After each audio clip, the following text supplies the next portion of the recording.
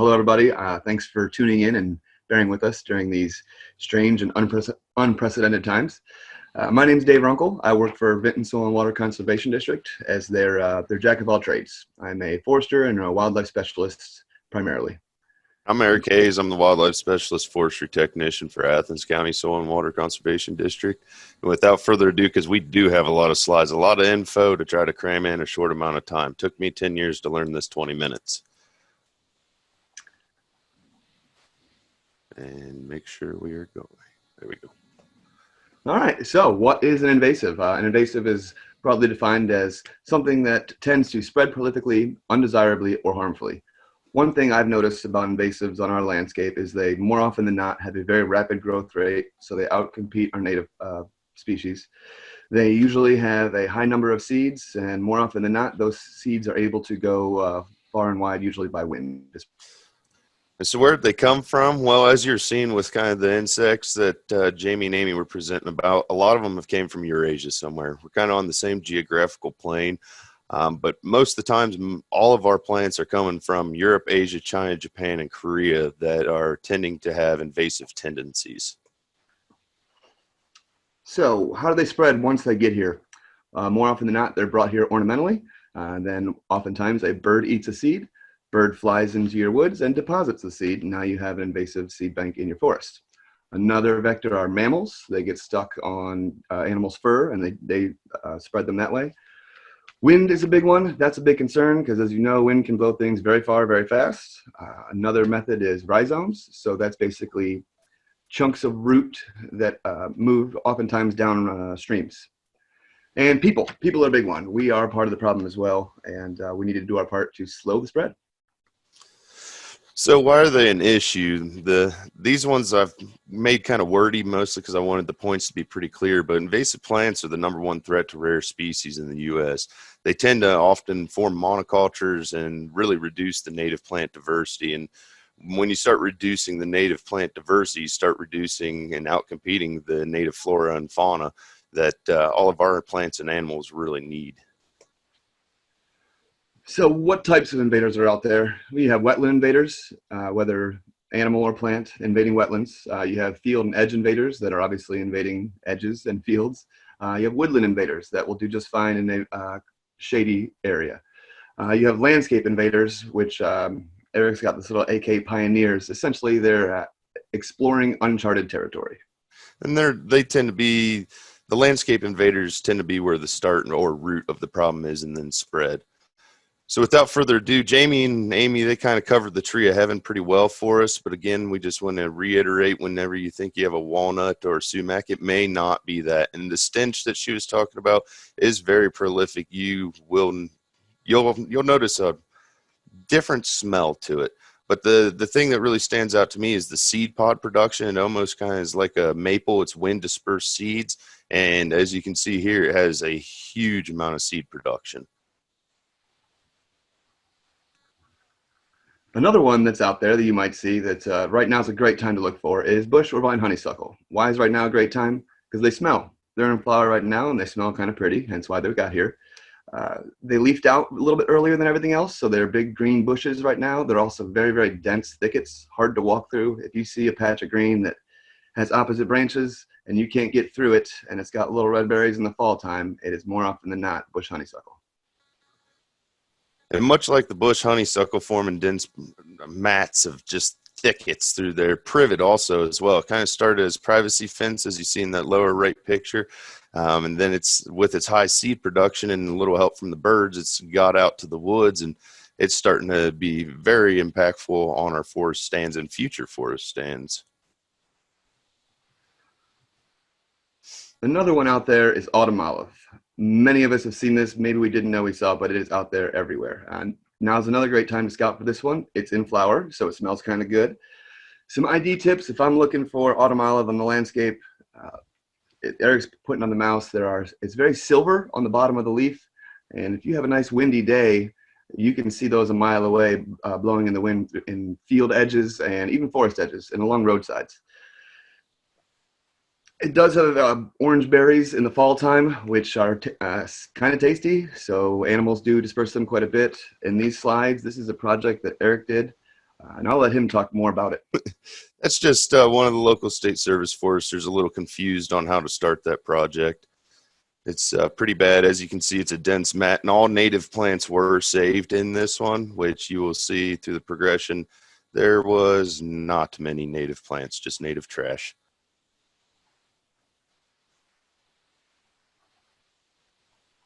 David. Multiflora Rose. That one was you. So with Multiflora Rose, we've got another dense mat forming. This one, everybody knows about it. It used to come, it came as living fence, but now I've learned one from a Chad Evans from Illinois. They talked about how they used it as medians. I don't know about you guys, but I definitely would have been following the speed limit if they had rows in the middle of the median, because I don't even like walking through. But as you can see, this is an area that was halfway treated. That entire area you can see on the panorama. Sorry, it's kind of sweaty and blurry, but you can really see the justice there. That whole area was Multiflora Rose, and then it was halfway through the project with the treatment. And then here's a project that was done pretty much 1 year and has had many follow-ups. There's a happy landowner in there. And then here's a rose that I had found that I don't have the smallest hands, but that's a pretty sizable rose. I haven't decided if I want to make that a walking stick. Could be a little dangerous for my hands, but they can get rather large. Another one that's out there right now that you can definitely be scouting for is garlic mustard. Garlic mustard, I like to call an aggressive edible. It's a woodland invader, so it can get into shady sites. It has, as you can see, white flowers, and you can also see it creates very dense thickets. It's out and about right now, full bloom. Please feel free to get out there and look for it. When looking for it, you will oftentimes stumble into the mighty morel there. Stiltgrass. This one's pretty easy to scout out if you know what you're looking for. Really, if you look at this upper right photo, the silver midvein is what makes this one pop out. This plant is very overlooked. When we think of grasses in a forest, we don't think a grass could impact our oaks regenerating or sprouting, but most of the times if you think, an oak drops an acorn to the forest floor, and if it can't get the amount of sunlight it needs, which with this grass forming dense mats, it really can't. And there's couple pictures just showing the difference of the stiltgrass there and versus not. Again, here's another picture kind of showing a thick infestation. You got the silvery midveins just really popping out at you. It's really easy to confuse with a deer tongue grass or even some of your forest white grasses. And then here in the fall time, I think when I'm scouting out stiltgrass, this is one of the easiest ways to find your problem with stiltgrass. If you notice, that big brown patch right there in the middle, that is all stiltgrass in a recently done shutterwood harvest. Another one out and about right now is kudzu. Kudzu can grow up to, as you can see, a foot a year or a foot a day and 60+ feet in a year. It's also known as the vine that ate the South. To identify it, you're looking for a vine that takes over everything. It will have 3 leaflets on the vine and does have a purple flower. But as you can see, as these slides progress, it should stick out like a sore thumb because it's going to take over everything that it comes in contact with. They almost all look like the same picture, but I promise they're all different places. So Japanese barberry, this is one that can be a tick harbor. A lot of folks, I bet you may have this in your landscape right now currently. It's a big ornamental right now. I don't have many pictures of it. One way to easily identify it is the thorn. When you go to trim it or pull it, it will poke you, and you remember the poke for a little bit. The red berries is how it can spread via the birds, but it forms dense mats. Everybody says, well, it's never left my flower bed. That's because you're looking in your yard versus your neighbor's forest or your local forests. Another one to scout for, you missed the best window for this one, but Callery pear, commonly known as the Bradford pear or Cleveland pear. It flowers out very, very early, so you just missed the flowering window. It does have a white flower, followed by green leaves that are kind of waxy, and they leaf out before most everything else, so you should be able to spot them that away. It's got a small fruit. That's how it gets dispersed. The birds do eat the small fruit and take it along. A lot of times you'll find them along fence rows. I've been told that flying into Columbus on an airplane, you can see the fence rows because all the Callery pears are in bloom that time of year. So Oriental bittersweet, a lot of you may have accidentally planted this as American bittersweet. It's actually been sold from nurseries as American bittersweet. But the ways that when I'm trying to scout for this plant or trying to identify if it's American or native bittersweet, is when I look at it, the Oriental bittersweet has a lot of berries along the stems here. As you can see, there's berries all the way along the main stem. On our American bittersweet, it has terminal bearing or fruit producing right at the terminal bud. So it will only produce those berries at the end. The other big key point that stands out to me whenever I'm looking for Oriental bittersweet is the berries themselves as far as color goes. On the Oriental bittersweet, they'll have yellow casings with a red berry inside. And when they open up and expose, that's when you can really tell. But the American bittersweet, it will have that reddish orange casing and a reddish orange berry on the inside. Another one you can find out there right now is Japanese knotweed. Oftentimes you will find that near water or in riparian areas. And as you can see, it creates a very, very dense monoculture where nothing else grows. It does have hollow canes if you're trying to identify it, and it's very frost sensitive. So I suspect tomorrow morning when you're making a commute anywhere, you'll probably see it on roadside ditches everywhere wilting over. I just started the fire before this. So another one that I guarantee most of you have at least seen. I challenge you for the Where's Waldo game on the upper right photo. Bet you can't guess how the berries got dispersed out of someone's flower bed. But this one really stands out to me when I'm looking for it early season before it turns red with these wings that you can see here. There's these little brown looking wings. Some folks call it winged euonymus.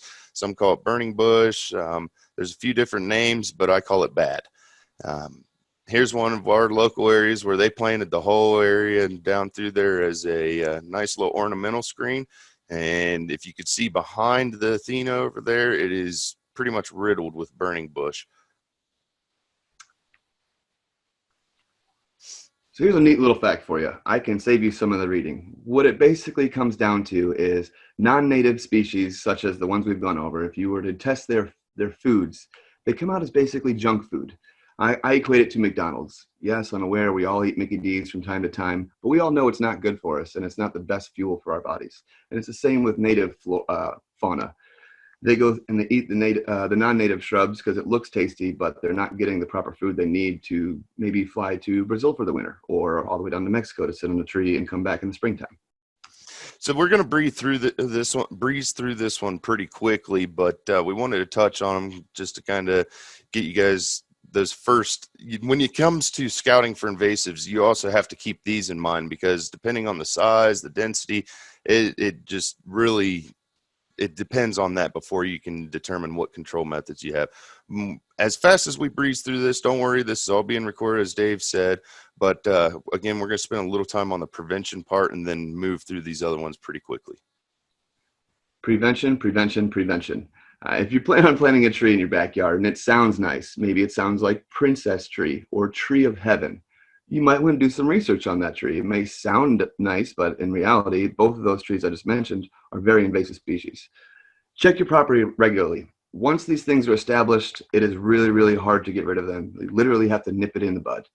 And as I mentioned earlier, people are a huge spread of these things, so do your best to not bring it to your property. If you're out and about and you think you stepped in stiltgrass seeds, don't go walk in your forest without cleaning your boots or your four-wheeler or your boat or anything like that. And with that background research, we all have pretty easy access to phones right now, especially some type of internet resources. Look at the origin, touching back to that first couple slides. If it comes from somewhere Eurasia, your best bet's don't plant it now. Even if it's not a known invasive, it takes time before we can make them a listed invasive. So one of the first control methods we'll talk about real fast is mechanical. There's mowing and weed eating. It can be effective, but tends to not entirely be effective if you can't keep up with it. And with the weather we've had down here, mechanical is not feasible. It has been way too wet and rainy. Another method out there is manual. So hand pulling or digging them out. That can be used really well for garlic mustard and small seedlings of the woody stems when they first start to get established. And you can use frilling and girdling, but use caution when frilling and girdling because some trees, like Tree of Heaven, respond the opposite way when you girdle them. They will actually make more trees. Then we have biological. I like to call the one with at the lower right goat scaping. It actually can be used pretty beneficially, but if you try to use it in an area where you have a lot of good native plants, it could actually negatively impact your stand. So thick, dense mats, you could utilize that. Then there's introducing predator species. I tend to not like to recommend that. Just think of the Asian ladybug that we all have to sweep up every year that smells so great, that came over to help control aphids and is now a very big problem of our own. So the major method that is probably the most effective for most of these plants is also the most tricky. It's chemical. So there's 4 different kinds. We'll go through each one of those, but I do want to mention ahead of time, if you're ever considering using chemical treatments, you should consult a professional, follow the label, and wear your PPE. So foliar, you could have some issues with drift or collateral damage. They tend to be water-based. But again, like Dave said, if you follow that label and you're properly applicating, you shouldn't have much for other issues. And at focus here, we haven't really touched on it much, but those invasives really start popping before most of our other plants. You can see flowering dogwood starting to kind of flower here, and the invasives are already fully green. And this is a follow-up treatment area. And I mean, that really stands out to me. So if you're wanting to scout for your invasives right in early spring or late fall, go kind of looking for that green or those plants that are still green when everything else has lost its leaves. Another route of chemical control is the Basal Bark method. Us foresters are pretty simple. So you use an oil-based herbicide and you apply it to the bark at the base of the tree. Then there's cut stump. You can utilize a dye to help you keep track of which ones you've been at. It's timely. It takes a bit of time, but it is a very efficient process. And that is just cutting the tree or stems and treating the stump. Please do not do this with tree of heaven. One of my favorites to reduce collateral damage is hack and squirt. You will reduce collateral damage because you're hacking and squirting one stem specifically, and only that tree will be impacted by your herbicide.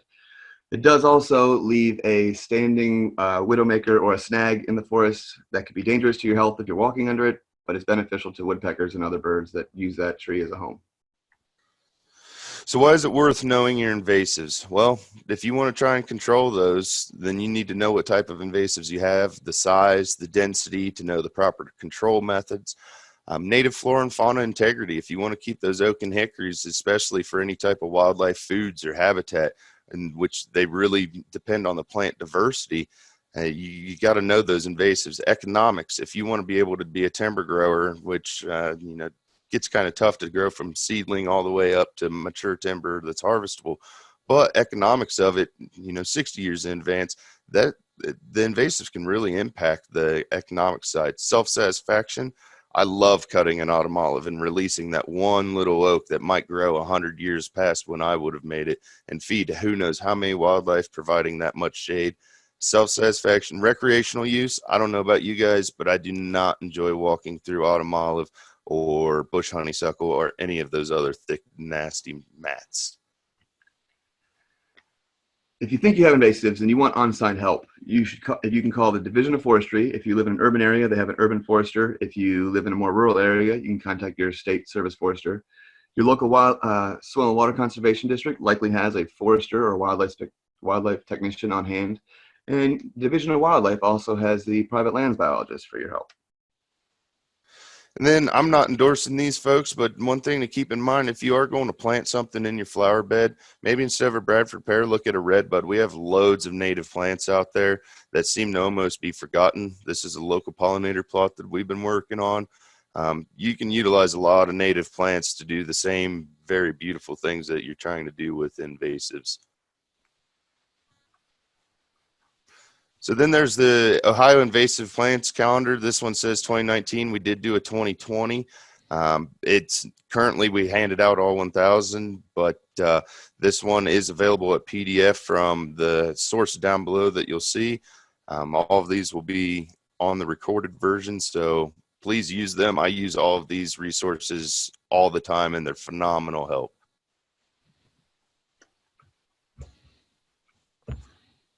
Anybody have any questions? I think I saw some pop up, Dave. You might want to look in the chat. I answered one. There was one about the difference between the native euonymus and the winged euonymus or burning bush, and I shared the link to the lookalike publication that does a nice job of addressing it and others. So I don't know if you want to say anything else about that. The fruits are really what stands out to me. The burning bush has a simple berry. The native euonymus has an elegant pink and orange berry is Yeah, what they're stands beautiful. out to me. They're just very gorgeous. The twigs on the native one don't have Green. near the wings Yes. where those big woody corky wings all over them. They tend to just be green, and then they have white lines, which they're not really square, but they have white lines that run up for the edges. So that would be another way that works. And then I So have one. I've got a question here that it says, how do you treat invasive wild grapes? First of all, I'm a mix between a wildlife and a forester. I'd like to say that grapes are not invasive. They have some tendencies that can kind of overload a tree and help break tops out of them.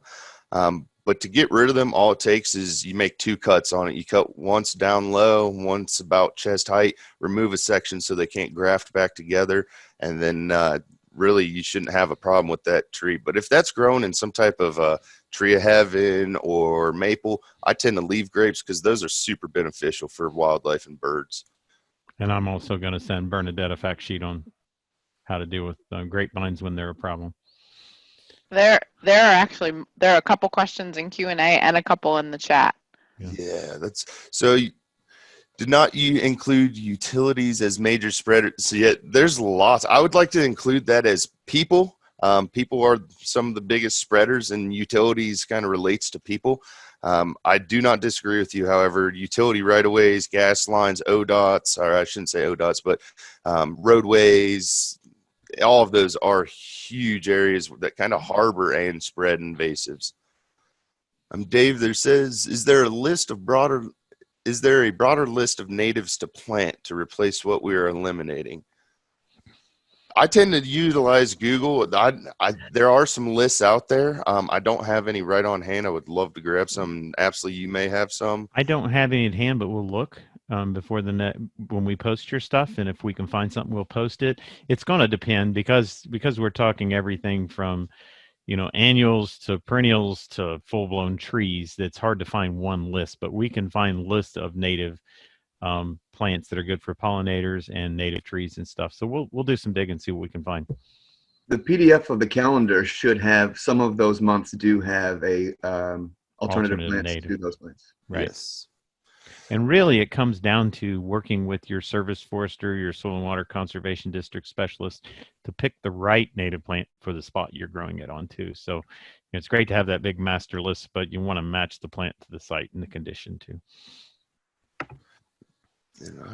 Are we caught up, Jamie? That's on the Q&A. I'm not in. You'll have to scroll back up on the chat. The next one after was a comment about having 100 acres. That's currently about half of property. 100 acres is autumn olive. So I understand that one very well. I'm working on a 33-acre property right now, and 22 acres of it is autumn olive. Actually, the autumn olive photos that you saw. First of all, best recommendation is take a small bite, a small lick each year. I'm assuming that your question is, how do you even start to deal with that? One step at a time, and consult with your local service forester or wildlife specialist, forestry specialist, kind of find out where maybe the priority areas might be. And I'm assuming they're all pretty giant, but if you're looking for recommendations, consult your local forester. They should be able to help you prioritize how and what to do in those areas. And they might be able to help find some financial resources and such to help you with that as well. Very good. Thank you, Dave, on that one. Jess, is there any others? Yeah, the next one was talking a little bit more about long-term control of stiltgrass. So that's a good one. Stiltgrass is what I would kind of say. You need to visit and visit often. It's the first lift is going to be the heaviest. So getting in there, and herbicide's probably going to be your biggest thing. I've found small isolated patches that I could hand pull and return through on my hikes that I could hand pull it and get rid of it. You just want to prevent it from going to seed. It's an annual plant, so every year it's producing seed, and weed eating it, we found, does not work. Cutting it down, if you've had it in your yard and you're mowing, thinking your mowing's going to work, it doesn't. Herbicide's pretty much one of the main ways you're going to have to attack that plant. But long term, you're going to need to follow up every year until you finally get to the point where you're not finding it, and then still monitor and maintain that area and make sure that nothing pops back up on you. Question Next on one. winter creeper. Yeah. I'm sorry, Jess, go ahead. You're okay. The next question was, what is winter creeper? What is winter creeper? That was one I was going to slightly avoid a little bit, only because I don't know a ton about it other than it is very invasive. It is an ornamental ground cover that a lot of folks are planting around their homes. It'll even kind of grow up the size of them. It looks very pretty, but it's not as easily escaped as most, but I have found it in many, many sites that tend to have old home sites. And a lot of people like to think that their house is going to be there forever and it won't leave that yard. But I've walked through many of old homesteads that you can tell there's an old house there because of the English ivy or winter creeper or vinca, a lot of those different ground covers that are non-native. Winter creeper is a relative of the burning bush, the native wahoo, and the burning bush. It's a non-native, and it's a climber. It's got real glossy foliage that's very hard to control too. So, if you've got it, contact one of us, and we'll give you some recommendations.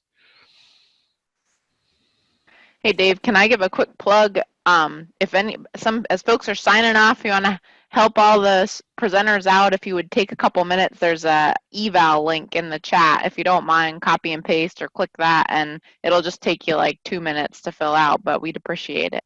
Go ahead and stick it in the bottom there, Jamie, too, so they can find it again if you don't mind. The last question I saw was the recommended method to get rid of tree of heaven. Anything that does not require cutting it or girdling it or frilling it. Hack and squirt's one of my most preferred methods. It's pretty simple to take a squirt bottle with herbicide, all your proper PPE, and a hatchet. You go out and hack and squirt it. Do not fully cut or sever the stem. You don't want to girdle it. You want to leave some connective tissue. It doesn't entirely matter where those hacks are as long as you're going around 360 degrees of the stem. Whatever's comfortable. Another good way that a lot of foresters like to work with that is called a basal bark method. Dave kind of talked about that one a little bit, but basically you're going to spray about the upper 3 feet of the base of the tree on the bark with some type of oil-based herbicide that will be able to be absorbed in there. And don't try to do that in the spring. Spring is actually the worst time to try to do that. Try to do it in the fall when all the reserves are going back to the root systems. And before you do herbicide work, folks, connect with somebody that's got experience. Look, we've got lots of fact sheets at OSU. There's lots of information out there. Don't hesitate to email me. I'll stick my email address in there again, too. And ours are here. Feel free to contact us. It doesn't matter if you're in Athens County. I love answering these questions, especially now when I'm at home. Yeah, you want to make sure you get it right. And there's some things that can go wrong. So you want to do your homework and use the right herbicide, the right timing, right concentration. There's a lot of variables there, and you want to protect yourself. So please reach out and we'll help you with that.